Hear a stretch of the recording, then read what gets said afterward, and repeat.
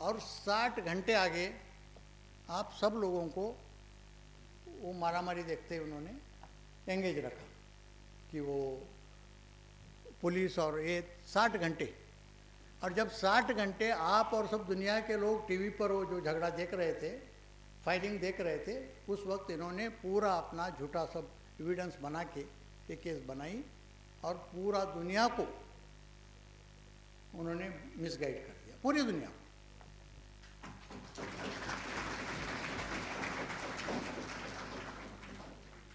तो अभी ये मामला, मेरे बुक में ये सब मैंने चीज़ें बताई हैं और मैंने ये भी चीज़ें बताई हैं कि ये दो मामले अलग अलग कैसे हैं। उसमें 284 बार उन्होंने वो वीवीआईपी सिस्टम का यूज़ किया था। वीवीआईपी सिस्टम यानी वॉइस ओवर इंटरनेट प्रोटोकॉल, यानी जब तुम्हारा मोबाइल जुरिडिक्शन के भी बाहर होता है तो आप किसी भी देश से उसके ज़रिए कांटेक्ट कर सकते हैं। तो ये जो भी आए थे टेररिस्ट, उन्होंने वो वीवीआईपी का इस्तेमाल किया था। तो वो वीवीआईपी सिस्टम इनको मिल गई। उसका एनालिसिस करने के बाद ये पता चला कि ये जो लोग थे, इन्होंने अपने जो पाकिस्तान में हैंडलर्स थे एलईटी के, उनके साथ 284 बार कांटेक्ट किया था। लेकिन ये 284 जो बात है वो उन्होंने अपने गलती से दिया कैसा पता नहीं, अपने चार्जशीट में ही बॉम्बे पुलिस ने जब ये इन्वेस्टिगेशन पूरा हो गया तो बॉम्बे पुलिस ने जो चार्जशीट दी उसमें उन्होंने दिए और उन्होंने उसका डिटेल्स भी दिए, कौन से लोगों ने कितने बार बात की। तो उससे ये पता चलता है कि 8 लोग जो थे इधर ताज, ओबेरॉय और नरीमन हाउस में, यही लोग, ये 8 लोग ही 284 बार बोले। सीएसटी कामा और वो रंग भवन के 2 लोग एक बार भी नहीं बात की। इनकी जो थ्योरी है कि ये लोग 10 आए, 8 ताज के नज़दीक उतरे और 2 उसी बोट से ओबेरॉय के तरफ गए। तो वहाँ एक फिशरमैन, जो कोली बोलते हैं ना, फिशरमैन वुमन थी, वहाँ बैठी थी। वो जब लोग उतरे तो उन्होंने देखा कि ये तो अलग लोग दिख रहे हैं। उसने उनसे झगड़ा किया, उनको बोले आप कहाँ से, नए लोग दिखते हैं, इधर कहाँ आ गए। तो उन्होंने उसे दम दिया और वो चले गए। ये सब होने के बाद 2-3 दिन के बाद वो लेडी चिल्लाने लगी कि भाई वो लोग आए थे, मैं झगड़ा की। कुछ टीवी वाले आए, उन्होंने उसका इंटरव्यू ले लिया। तो बोली कितने लोग थे, तो बोली 6 लोग थे यहाँ और 2 लोग उधर चले गए। तब तक ये सब मारे गए थे। वो लेडी को लेके ये लोग जे हॉस्पिटल गए। वो लेडी ने देखी जितने मरे थे उन्होंने बरोबर 6 लोगों को पहचान लिया। फिर लोगों ने बोले कि नहीं और 2 होंगे। वो बोली नहीं, बिल्कुल नहीं थे, ये 6 थे। उसे बहुत प्रेशराइज किया और उसमें अमेरिका का क्या मकसद है पता नहीं। अमेरिकी लोगों ने भी उसे बहुत इंट्रोगेट किया। आखिर में उसे अनऑफिशियली अमेरिका ले गए, 2 दिन वहाँ रखा, उसका वहाँ भी कुछ इंट्रोगेशन किया और फिर वापस ला के छोड़ दिया। इसका कहीं रिकॉर्ड नहीं है।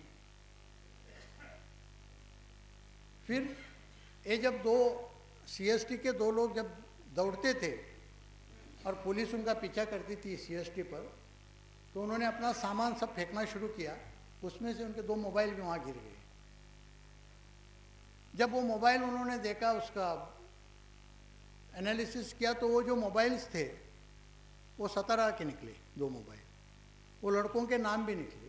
2 दिन पेपर में न्यूज़ आई कि ये बहुत डाउटफुल है और एक बहुत बड़ी आसामी 17 की इसमें मिली हुई है। उसके बाद उसका भी कुछ पता नहीं। एक न्यूज़ दूसरे या तीसरे दिन आ गई कि जो कामा हॉस्पिटल में जो लोग थे वो वहाँ के लोगों से फ्लुएंट मराठी बोलते थे, जैसे महाराष्ट्रियन मराठी बोलते हैं उसी तरह की मराठी बोलते थे। ये न्यूज़ आते ही हेल्थ डिपार्टमेंट के सेक्रेटरी, प्रिंसिपल सेक्रेटरी, जो बहुत सीनियर आईएएस ऑफिसर हैं, भूषण गगरानी, वो हॉस्पिटल में गए। उन्होंने अपने एम्प्लॉयज़ को बुलाया, उनसे बातचीत की और उन्हें टाइम्स ऑफ इंडिया को बताया कि ये बोलते हैं सच है, वो लोग सचमुच अपने जैसा मराठी बोलते थे। जब ये मामला हुआ और सीएसटी में सबसे ज़्यादा कत्ल जो हुआ वो वहाँ के लॉन्ग ट्रेन सेक्शन में, वहाँ 2 सेक्शन है, एक लॉन्ग ट्रेन सेक्शन और दूसरा लोकल सेक्शन। और दूसरे दिन न्यूज़पेपर में आया कि भाई वहाँ जो सीसीटीवी लगाए हैं उन्होंने उनका सब रिकॉर्डिंग किया है, और पुलिस बोलते हैं तो अभी हमें सब पता चल चुका है कि कौन क्या है। और 10 दिन के बाद न्यूज़ आई कि वो सीसीटीवी चलते ही नहीं थे, खराब हुए थे। तो ये सब मामले इतने ये हैं, यानी 2 बातें हो गई। देखो हमारे इन्वेस्टिगेशन में से मोटिव बोलते हैं, करकरे को मारने का मोटिव बहुत स्ट्रांग था। ये जो इन्फॉर्मेशन मिली और उन्होंने दबाई, ये इनके इंटरनल इंक्वायरी में प्रूव हुआ है। और ये 2 अलग अलग मामले हैं दिखाने वाले। मेरे किताब में मैंने 11 पॉइंट दिए हैं, आपको मैंने अभी 4-5 बता दिए। तो इससे बहुत मामला क्लियर है कि क्या हुआ। अभी इसका जो ट्रायल हो गई और उसका निकाल भी बाहर आ गया, भैया, तो उसमें से और भी बातें ज़्यादा बाहर आ गई। जब जैसे कि मैंने बताया कि करकरे का कत्ल होने के बाद इमीडिएटली उसका रिकॉर्डिंग शुरू हो गया। पुलिस ने वो जो भी कॉन्वर्सेशन चला था पूरा रिकॉर्ड किया। तो रिकॉर्डिंग में क्या था, इधर के 8 लोग और उधर के उनके जो कोई हैंडलर्स थे उनके में डिस्कशन चला था। वो लोग टीवी पर सब देखते थे और इन लोगों को गाइड करते थे, और उनको दूसरे लोग क्या करते वो भी बताते थे कि ये ताज में ये कर रहा है, इसने ये किया, उसने इतने लोगों को मारा, हमारे में का ये मर गया, उधर वो मर गया। जो भी बातें होती थी एक दूसरे को नाम लेके बताते थे। ये 10 घंटे का कॉन्वर्सेशन है कि जो अभी जो हियरिंग हुआ 2 तहलियानी कोर्ट के सामने, उसके सामने सब बात आई। ये पूरे 10 घंटे के कॉन्वर्सेशन में ये जो 2 लोगों का नाम एक बार भी नहीं, एक बार भी, कम से कम उन्होंने ये बताना चाहते कि हमारे 2 बहादुर ने इसे मारा, उसे मारा, इतने लोगों को मारा, कुछ भी नहीं। तो ये सब बातें अभी बाहर आ रही हैं। अभी ये मुझे कुछ लोग बोलते हैं कि भाई इसमें तो ये तो न्यूज़पेपर के कटिंग्स पर इनका सब चला है, इसमें क्या एविडेंशियल वैल्यू क्या है, यानी सच्चाई कितनी है। तो एक तो सच्चाई मैंने अभी बताई आपको पढ़ के, ये तो उन्हीं का रिकॉर्ड किया हुआ जो ये है उसका शब्दांकन है।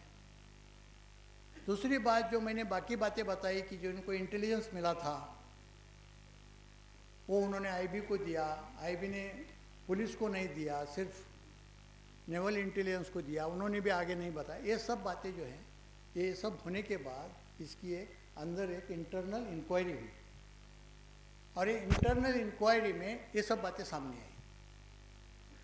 और ये बहुत कॉन्फिडेंशियल डॉक्यूमेंट इंडियन एक्सप्रेस और हिंदुस्तान टाइम्स, ये 2 न्यूज़पेपर ने कैसे हासिल किए पता नहीं, हासिल किए और पब्लिश किए।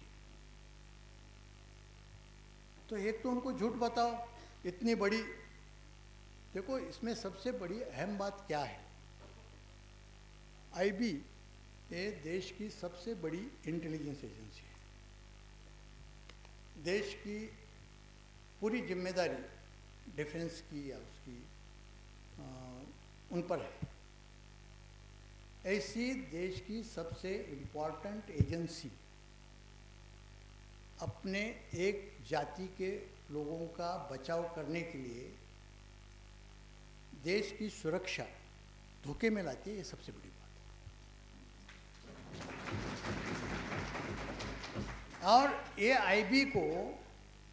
आईबी ने सिर्फ ये नहीं किया है, आईबी ने क्या क्या किया है मैंने बुक में लिखा है, अभी वक्त नहीं है, वो काफ़ी लोग बोलने वाले हैं। आईबी ने पूरा इन्वेस्टिगेशन में जानबूझ के हस्तक्षेप किया है, इंटरफेयर किया है, और जहाँ सही तरीके से तहकीकात हो रही थी उसे ऐन मौके पर मोड़ दिया है, या जहाँ सही चले थे वहाँ उनको रुका